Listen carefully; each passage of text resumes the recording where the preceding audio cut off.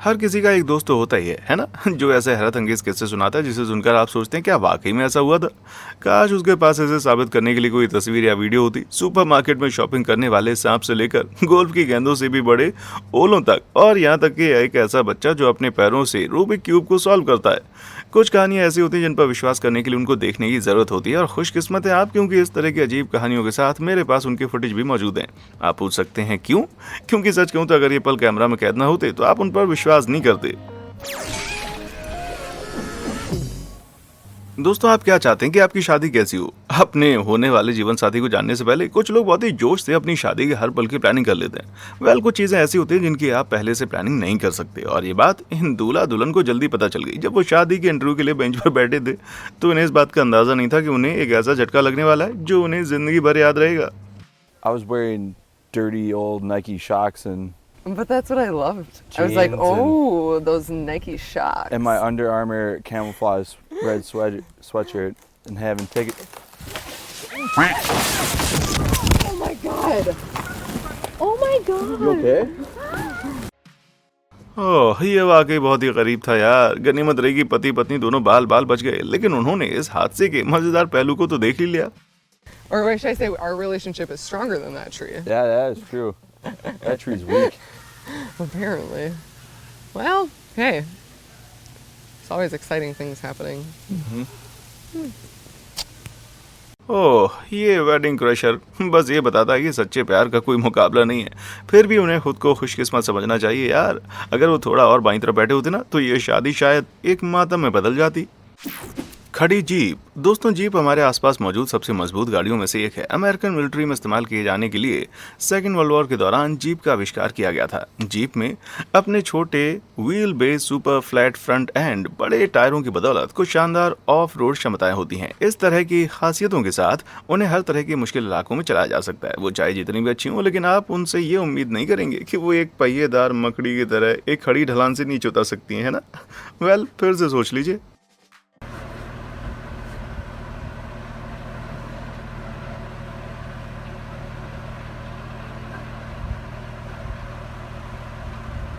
आप उस ढलान को यूटा में सैंड होलो स्टेट पार्क में देख सकते हैं। इसे द श्यूट के नाम से जाना जाता है, और कारें अक्सर इस खतरनाक ढलान पर नीचे जाने से दुर्घटना का शिकार होने के बजाय उसके ऊपर जाने की कोशिश करके अपनी मजबूती का परीक्षण करती हैं। हालांकि इस स्पेशल जीप के मालिक टॉड हिंसन ने अपनी जीप को द श्यूट से सुरक्षित नीचे जाने के लिए कस्टम बिल्ड करवाया था। यार, ऐसे वर्टिकल क्लाइंबिंग कंट्रोल के साथ मुझे आश्चर्य है कि इस जीप को नई स्पाइडरमैन फिल्मों में क्यों नहीं ले लिया गया है। बह गई। दोस्तों, 2018 भारत के लिए एक मुश्किल साल था। मूसलाधार बारिश के कारण आई विनाशकारी बाढ़ की झड़ी लगने से हजारों लोगों के घर और जिंदगियां बर्बाद हो गई थी, जिससे घरों और खेतों को काफी ज्यादा नुकसान हुआ था। दक्षिणी भारत में केरल बाढ़ से सबसे ज्यादा प्रभावित था। हालांकि उत्तरी भारत में हिमाचल प्रदेश में भी भारी बाढ़ आई थी। इनफैक्ट इतनी ज्यादा कि ब्यास नदी अपने किनारों को पार कर गई और सड़कें बह गई। इतना ही नहीं, उनके आसपास जो कुछ भी मौजूद था उनका लहरों में फंसने का भी खतरा था।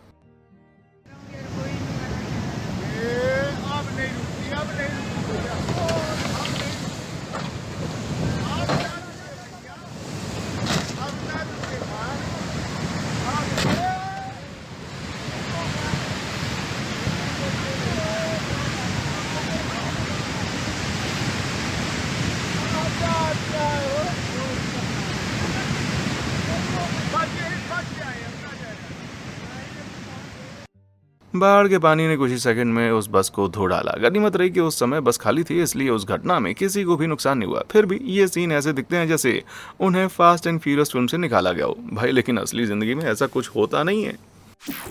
आलसी बर्ड। दोस्तों, उबासी वो चीज है जो थकान, सुस्ती, आराम या इन सभी के कॉम्बिनेशन का एक यूनिवर्सल इंडिकेटर है। इंसानों में उबासी के साथ अक्सर एक गहरी सांस, चौड़ा खुला मुंह और कभी कभी हाथों को स्ट्रेच करना भी शामिल होता है। लेकिन सिर्फ इंसान ही उबासी नहीं लेते, जानवर भी ऐसा कर सकते हैं। लेकिन कुछ जानवर इंसानों की तुलना में थोड़ी अलग तरह से उबासी लेते हैं। जैसे कि जब एक पेलिकन को उबासी आती है तो उसकी अपनी एक अलग स्टाइल होती है भाई।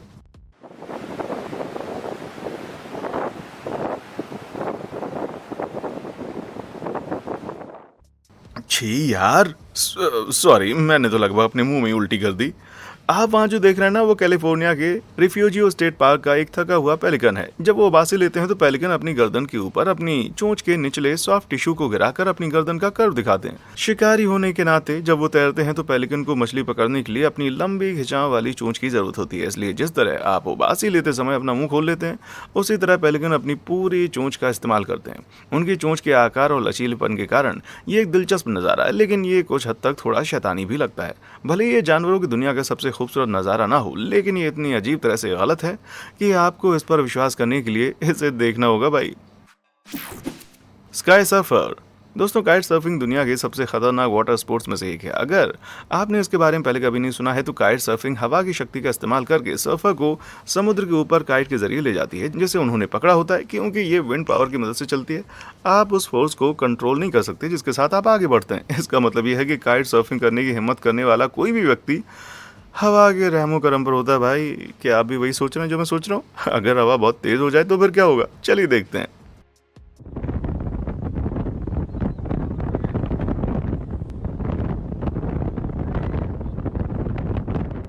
वाह यार, वो बंदा तो पुल की ऊंचाई को पार कर गया। इस आदमी को ऐसा ग्रेविटी डिफाइंग स्टंट करते हुए देखकर लोग हैरत में पड़ गए थे। जैक्सनविले, फ्लोरिडा के इस काइट सर्फर ने 2019 के तूफान डोरियन के दौरान लहरों से टकराने का फैसला किया था, जो 2010 मील प्रति घंटे की हवा की रफ्तार तक पहुंच गया था। ये करिश्मा है कि ये बंदा ना तो पुल से टकराया और ना ही उन हवाओं के साथ बादलों में बह गया जो इतनी भयंकर और तेज थी। हालांकि ये खतरनाक है, लेकिन अगर कोई इस बंदे को एक और तूफान के आने से पहले अपनी बड़ी पतंग के साथ तैयारी करते हुए देखता है तो उन्हें रेनकोट लेकर पुल पर बैठ जाना चाहिए, क्योंकि ये एक ऐसा शो होगा जिसे वो कभी नहीं भूलेंगे भाई। तो उन चीज़ों के बारे में बात करते हुए जिन्हें आप भूलना नहीं चाहेंगे, नीचे दिए गए लाइक और सब्सक्राइब बटन को दबाना ना भूलें। हो गया? बहुत बढ़िया। चलो अब इसके बाद कौन सा अजीब नज़ारा कैमरे में कैद हुआ देखते हैं। चलता हुआ खाना। दोस्तों, दुनिया में हर जगह अजीब व गरीब रेस्टोरेंट मौजूद हैं जो अजीब व गरीब खाना सर्व करते हैं, लेकिन इसमें कोई शक नहीं है कि जापान सबसे अनोखे रेस्टोरेंट वाला देश है। उनके थीम अपने आप में बहुत ही अजीब होते हैं, अल्काट्राज जेल से लेकर रोबोटिक रेवोल्यूशन तक। लेकिन इन सभी बेहद अजीब थीम्स के बावजूद इन रेस्टोरेंट की कुछ सबसे अजीब चीजें इसके मेन्यू में से चुनी जा सकती हैं भाई।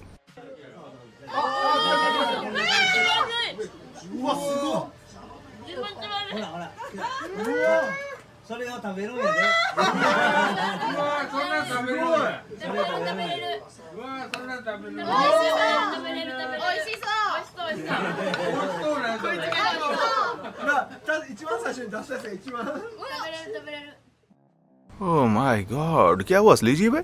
वो 3 खौफनाक चीजें वास्तव में 3 क्लैम हैं जो बड़ी शेलफिश हैं।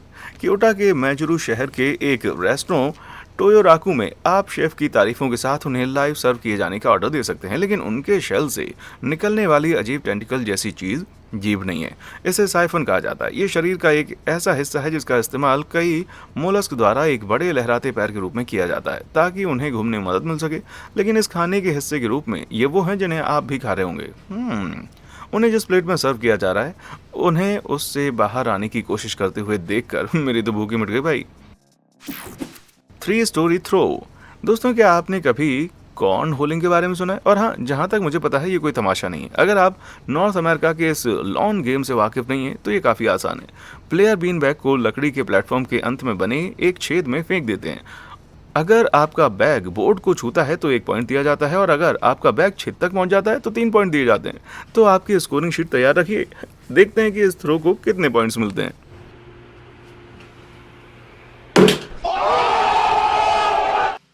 वाह, वो 3 पॉइंट शॉट जमीन से एक ब्लाइंड थ्रो के रूप में मारा गया था, 3 मंजिला ऊपर रखे एक लकड़ी के उस बोर्ड पर। ये तो पागलपन है भाई।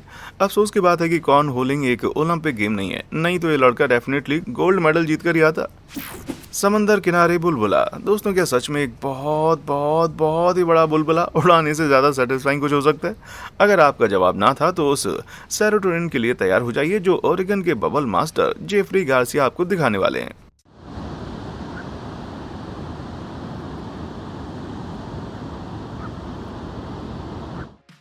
वाह, ये मेरी ज़िंदगी का अब तक का सबसे बड़ा बुलबुला है जिसे मैंने देखा है। एक मामूली बुलबुला साबुन की एक फिल्म पर निर्भर करता है जो साबुन और पानी से बना होता है। बुलबुले के बाहर और अंदर साबुन के मॉलिक्यूल्स होते हैं, लेकिन साबुन के मॉलिक्यूल्स की 2 परतों के बीच पानी की एक पतली परत होती है। ये ब्रेड के रूप में साबुन के मॉलिक्यूल्स के साथ पानी के सैंडविच की तरह। जब साबुन की फिल्म के बीच का पानी एवापोरेट होता है तो वो फट जाते हैं। तो जेफ ने बिना फटे इतना बड़ा बुलबुला कैसे बना लिया? वेल, हो सकता है कि उसने साबुन के घोल में थोड़ा ग्लिसरीन मिलाया हो, एक गाढ़ा तरल जो उस स्पीड को स्लो कर देता है जिस पर बुलबुले में मौजूद पानी एवापोरेट हो जाता है। भले ही उसने इसका इस्तेमाल किया हो, फिर भी ये एक बहुत ही बड़ा बुलबुला है भाई। मुझे तो उम्मीद है कि ये कभी भी नहीं फटेगा। Juice set. दोस्तों, क्या आपको गलती से जूस का गिलास गिर जाने पर गुस्सा नहीं आता? ये मीठी चीज हर जगह फैल जाती है और आप चाहे इसे जितनी भी मेहनत से साफ कर लें, सब कुछ हमेशा के लिए चिपचिपा लगने लगता है। लेकिन अगर एक गिलास जूस गिरने से ऐसा हो सकता है तो कल्पना कीजिए जिस किसी को भी इस गंदगी को साफ करना पड़ा होगा, उसका क्या हाल हुआ होगा।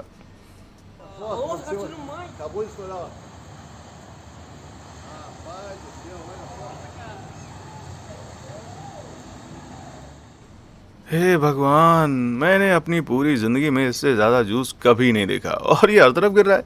ये सितंबर 2021 में हुआ था जब ब्राजील के कैंपो लार्गो में एक जूस फैक्ट्री में अंगूर के जूस को एक टैंकर से दूसरे में ट्रांसफर किया जा रहा था। लेकिन अचानक एक टैंक में से लीकेज शुरू हो गया और 200 गैलन से ज्यादा जूस ऊपर के एक सुपर शुगर ज्वालामुखी की तरह गिरने लगा। गनीमत रही कि किसी को भी नुकसान नहीं पहुंचा, लेकिन मुझे लगता है कि इसे देखने से मुझे डायबिटीज तो हो गई भाई। Golden goal. क्या आपने कभी अपनी पसंदीदा स्पोर्ट्स टीम के लिए एक चमत्कारिक गोल करने का सपना देखा है? अफसोस की बात है कि स्पेन के गिरोना के मार्क गोंजालेज में मुझसे बेहतर एथलेटिक एबिलिटी है, जबकि वो अभी तक अपनी पसंदीदा टीम के लिए नहीं खेला है। मार्क एक अलग ही लेवल पर खेल रहा है।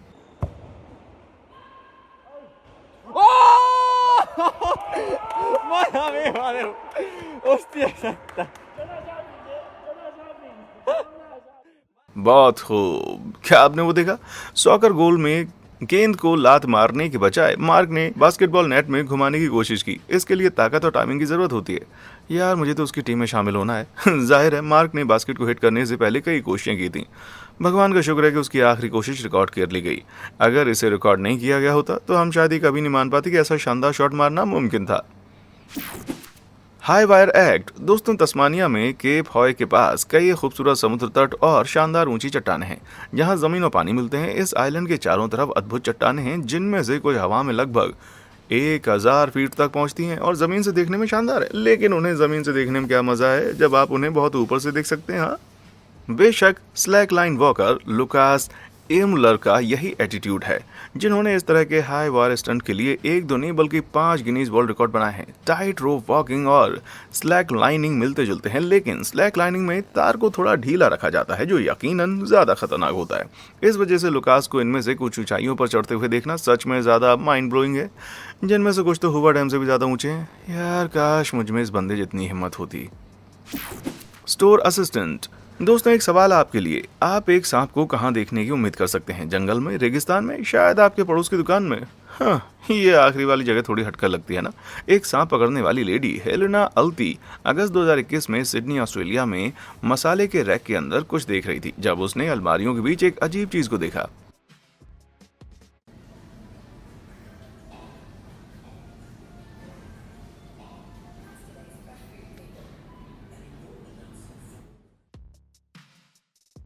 क्या आपको लगता है कि यह आदमी दालचीनी की तलाश में था? शायद कुछ तिल? वेल, जो कुछ भी वो ढूंढ रहा था उसे वहां हेलेना मिल गई। वो जानती थी कि डायमंड पाइथन शेल्फ से बाहर निकल रहा है क्योंकि वो सांपों को पकड़ा करती थी।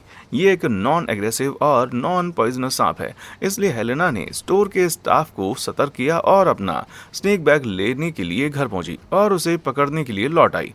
फिर उसे बिना किसी परेशानी के चुपचाप ऑस्ट्रेलिया के जंगलों में छोड़ दिया गया, जो उसका असली घर था। आप देख सकते हैं कि कितना बड़ा सांप है, लगभग 10 फीट लंबा। यार, मैं आपके बारे में तो नहीं जानता, लेकिन अगर मैंने ग्रोसरी स्टोर में 10 फुट लंबा सांप देखा होता तो मैं तो भैया वहां से भाग जाता। Backflip boss. दोस्तों, क्या आप सोच सकते हैं कि आपकी जिंदगी का एक सपना पूरा हो गया हो और फिर उसे एक पल में छीन लिया गया हो? दुख की बात है कि लोगों के साथ ऐसा होता है। उदाहरण के लिए 2018 में स्पेनिश एक्रोबेट सैमुअल प्लमर की बाएं टखने की 2 हड्डियां टूट गई थीं और उनके लिगामेंट पर गहरी चोट आई थी। सैमुअल 16 साल की ही उम्र से बैकफ्लिप कर रहा था, यहाँ तक कि वो यूनिवर्सिटी से भी बाहर हो गया था और एक्रोबेटिक्स के अपने जुनून को आगे बढ़ाने के लिए कई नौकरियां भी छोड़ दी थी। फिर टखने की चोट ने सब कुछ खत्म कर दिया। शॉर्ट में कहूं तो बैक फ्लिपिंग सैमुअल का जुनून था जिसे उन्होंने एक चोट के कारण खो दिया। लेकिन क्या ऐसा हो सका?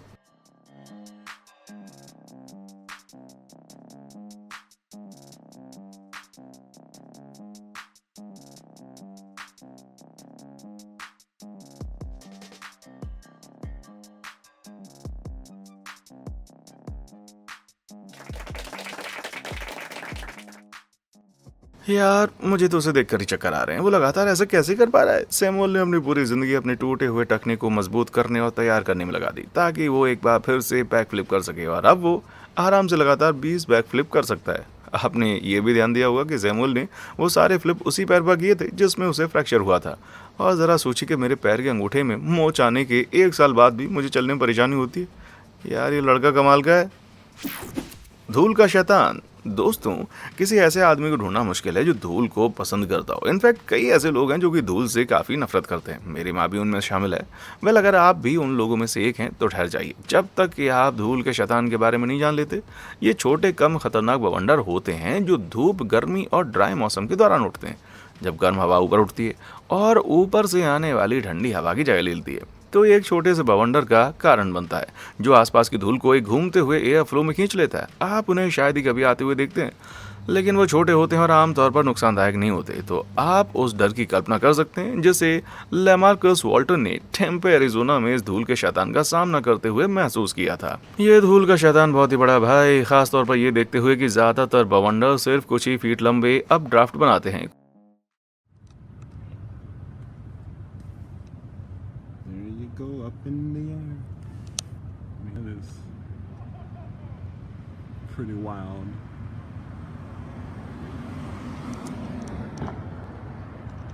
कुछ अनुमानों के हिसाब से ये आसपास के पेड़ों से कई 100 फीट ऊपर था। शुक्र है कि थोड़ी देर बाद धूल का ये शैतान गायब हो गया, लेकिन मुझे उम्मीद है कि धूल के फिर से नीचे आने से पहले लेमार्क्स वहां से निकल गया होगा।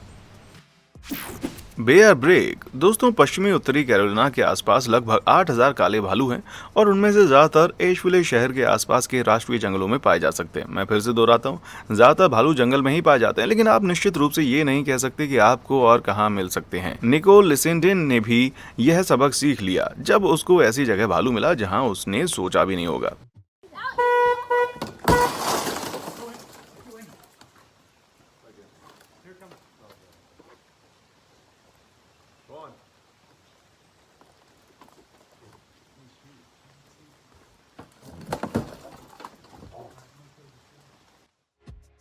किसी तरह निकोल ने अनजाने में अपना होंडा ओडिसी कार के अंदर एक काले भालू को बंद कर दिया। कोई दूसरा ऑप्शन ना होने के कारण भालू के लिए ड्राइवर विंडो को तोड़ना ही एकमात्र रास्ता था। दहशत के बावजूद निकोल, उनके पति एलेक्स और उसके परिवार को कोई नुकसान नहीं हुआ। दुख की बात है कि उनकी बेचारी होंडा कार के लिए ये नहीं कहा जा सकता है। भालू के भाग जाने के बाद लिसेंडे ने देखा कि उनकी गाड़ी बुरी तरह से बर्बाद हो गई थी। स्टीयरिंग पूरी तरह से खराब हो गया था और सीटें तो भैया टूटी पड़ी थी, फटी हुई थी और कुछ चलती गई थी।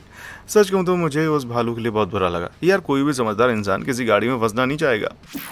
पोलर पोपेंस। दोस्तों, जनवरी 2021 में ब्रिटिश कोलंबिया के रेवलस्टोक के डेविन जेंसन ने जब पास की थ्री वैली लेक को देखा तो उन्हें अपनी आंखों पर विश्वास नहीं हुआ। 32 साल से ज्यादा समय तक रेवलस्टोक में रहने के बाद उन्होंने अपनी जिंदगी में कभी भी किसी झील को ऐसा जमा हुआ नहीं देखा था।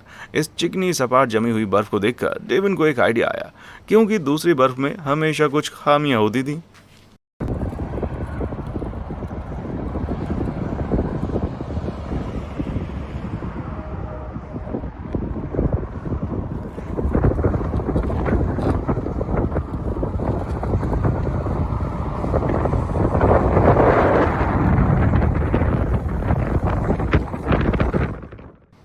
उसने अपनी छतरी के साथ झील के ऊपर से बहने वाली हवा को सेल के रूप में पकड़ा और इसका इस्तेमाल बर्फीले शेल्फ पर खुद को आगे बढ़ाने के लिए किया। यार, आइस स्केट्स मेरी पूरी जिंदगी में मेरे लिए से ज्यादा आकर्षक कभी नहीं रही। ये ना सिर्फ घूमने का एक मुफ्त और आसान तरीका है, बल्कि ऐसा लगता है कि डेविड ने अच्छी स्पीड भी पकड़ ली थी।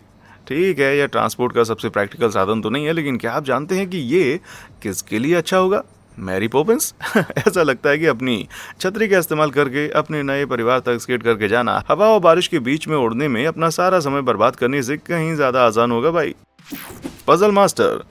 दोस्तों, रूबिक्स क्यूब आज के ज़माने की सबसे खतरनाक चुनौती है। बहुत से लोगों को इस मुश्किल कलर पजल को समझने में परेशानी होती है और बिना स्टिकर को हटाए इसे सॉल्व करने का नाटक करते हैं, लेकिन कुछ लोगों ने इन क्यूब्स को सॉल्व करने की कला में इस हद तक महारत हासिल कर ली है कि वो उन्हें कुछ ही सेकंड में क्रैक कर लेते हैं। उन उस्तादों में से एक ब्राज़ील का चान होंग लिक है, जिसके हाथ में और भी ज़्यादा तरकीबें हैं, बल्कि या यूँ कहिए कि उसके पैर में। ये बच्चा ना सिर्फ अपने पैरों से इस पजल को सॉल्व करता, बल्कि आप जिस वीडियो को देखने जा रहे हैं उसमें वो सिर्फ 5 साल का है भाई।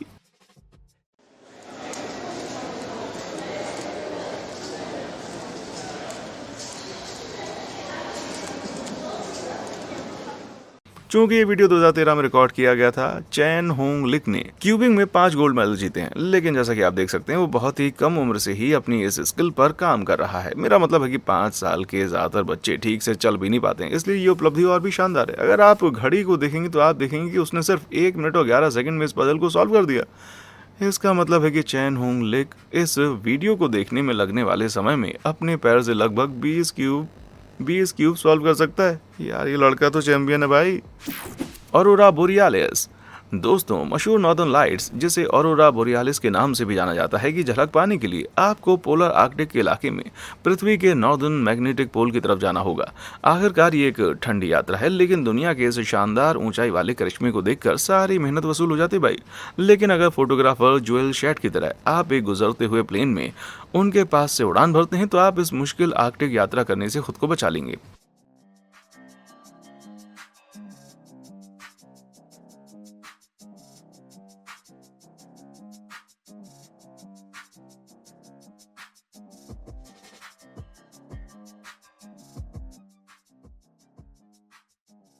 अक्टूबर 2019 में जोएल ने वैंकूवर से एम्स्टर्डम के लिए उड़ान भरते समय इस अद्भुत फुटेज को रिकॉर्ड किया था। हवाई जहाज के शीशे पर जूम इफेक्ट इस अद्भुत वीडियो को और भी जादुई बना देता है। शेट ये मानते हैं कि उन्होंने नॉर्दर्न लाइट्स के इस टाइम लैप्स को फ्लाइट में पहले ली गई खिड़की की एक तस्वीर के साथ ओवरले किया था। नॉर्दर्न लाइट्स के इतने करीब पहुंचना जिंदगी को बदलने से कम नहीं होगा। भले उन्हें देखना चमत्कारी लगता है, ये डेफिनेटली एक ऐसा इवेंट है जहाँ कैमरा ले जाना तो बनता है भाई। 8 जिंदगियां बाकी हैं। दोस्तों, अगर आप भी इंटरनेट पर मौजूद उन बहुत से लोगों में से एक हैं जो बिल्लियों से बहुत प्यार करते हैं, तो आप इस वीडियो को अवॉइड करना चाहेंगे। सितंबर 2021 में फ्लोरिडा के हार्ड रॉक स्टेडियम में एक बहादुर बिल्ली को स्टेडियम के ऊपरी डेक से लटकते हुए देखा गया था, जो अपनी 9 जिंदगियों में से एक को थामे हुई थी। और आपको विश्वास नहीं होगा कि आगे क्या हुआ।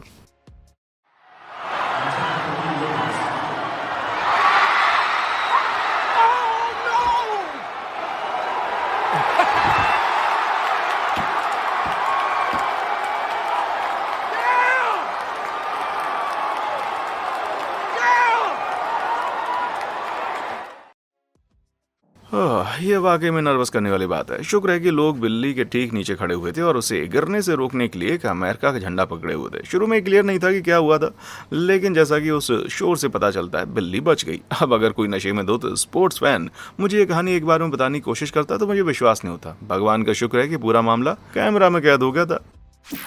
बहुत बड़े ओले ये वो बवाल हैं जो बारिश और बर्फबारी के तूफानी बच्चे की तरह लगते हैं, लेकिन ऐसा नहीं है। ओलों की बारिश तब होती है जब तूफान अप ड्राफ्ट द्वारा बारिश की बूंदों को ऊपर की तरफ ले जाता है और हवा में बेहद ठंडी जगहों में वो जम जाती हैं। वो ज्यादा तरल पानी की बूंदों से टकरा कर पड़ते हैं और तब गिरते हैं जब तूफान का अप ड्राफ्ट उनके वजन को सहन नहीं कर पाता। इसका मतलब है कि तूफान जितना मजबूत होगा, ओले भी उतने ही बड़े होंगे, जैसा कि क्वींसलैंड ऑस्ट्रेलिया के जिम्पाई इलाके में 2019 में देखा गया था।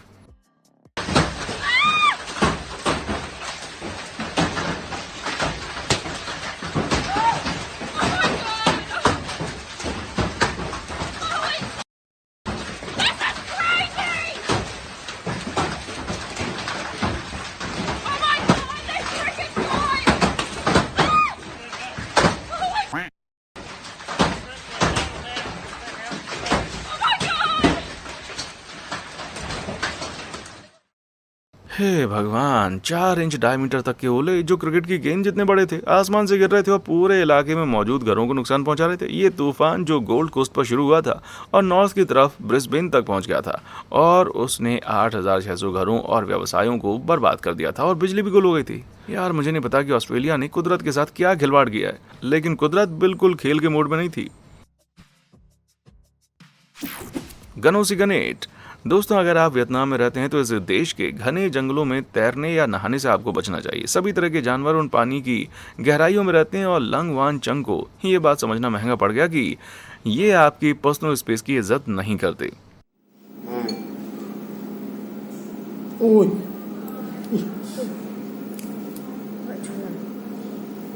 Ui giời ơi. Cái này chắc cũng phải 1 tháng rồi. Thường xuyên chảy máu đúng không? Uống nước lã. Một bệnh nhân 23 tuổi. हे भगवान, सीधे नाक के अंदर, जबकि ये साबित करने का कोई तरीका नहीं है कि ये कीड़ा क्या है। ये खून चूसने वाले एक पैरासाइट की तरह है। बिना किसी जानकारी के मेरा मानना है कि हम सभी सहमत हो सकते हैं कि ये भयानक लग रहा है। भाई मैं तो उसे अपनी नाक के अंदर देखना नहीं चाहूंगा, लेकिन जबकि मुझे लंग के बारे में सोचकर बुरा लगता है, मुझे खुशी है कि किसी ने उसे वीडियो में कैद कर लिया था। तो दोस्तों, इनमें से किस अद्भुत वीडियो ने आपको सबसे ज्यादा चौंका दिया? वो जो भी हो, लेकिन शायद इस वीडियो ने आपको बाहर निकल कर खुद की भी कोई शानदार वीडियो रिकॉर्ड करने के लिए इंस्पायर किया होगा। वेल, अगर ये सही है तो मुझे नीचे कमेंट सेक्शन में आकर बताएं, और हाँ, देखने के लिए शुक्रिया।